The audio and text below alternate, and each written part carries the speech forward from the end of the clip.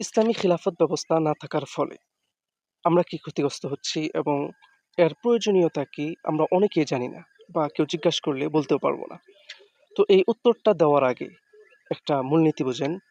উসুলিয়িনদের নিকট, ফিকাবিদদের নিকট একটি মূলনীতি হলো মা সাবাতা বিহুকমিল্লাহ ফাহুয়া ফরজুন, যে আল্লাহর হুকুমের মাধ্যমে যেটা সাব্যস্ত হয় সেটা ফরজ।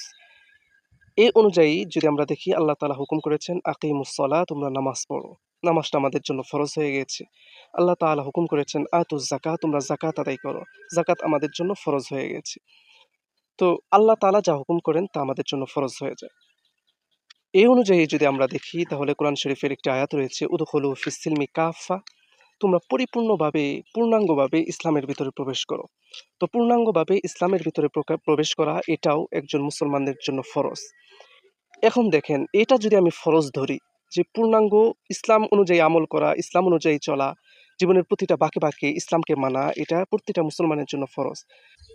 যত মুসলমান আছে খুব কম সংখ্যক মুসলমান পাওয়া যাবে যারা পূর্ণাঙ্গ ইসলামের উপর চলে, পূর্ণাঙ্গভাবে ইসলামের বিধিবিধান মেনে চলে।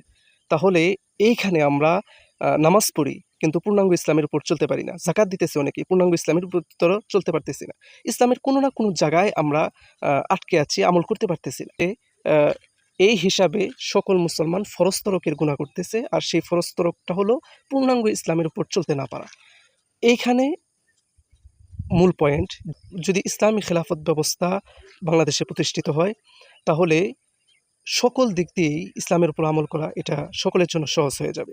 পরিবেশের একটা দাম আছে, পরিবেশের একটা পাওয়ার আছে।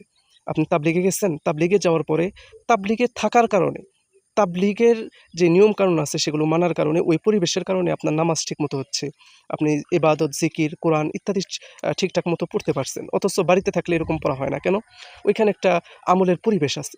তো যখন পুরো পৃথিবীতে খিলাফত ব্যবস্থা তৈরি হয়ে যাবে, ইসলামী বিধিবিধানগুলো মানা তখন সহজ হয়ে যাবে। ইসলামী বিধিবিধান মানার পরিবেশটা তৈরি হয়ে যাবে। তখন অটোমেটিক আপনার অনেক আমল যেগুলো এখন কঠিন কিন্তু ইসলামী খিলাফত ব্যবস্থার কারণে সেগুলো সহজ হয়ে যাবে। তো এই বিষয়গুলোও আমাদের জানা রাখা উচিত। সংক্ষিপ্ত কথায় এতটুকুই বললাম। তো ইনশাআল্লাহ সবাই দিল থেকে খিলাফত ব্যবস্থার তামান্না করেন, আশা করেন আল্লাহ তাআলা যাতে পুরো পৃথিবীতে এই খিলাফত ব্যবস্থা কায়েম ও জারি রাখেন।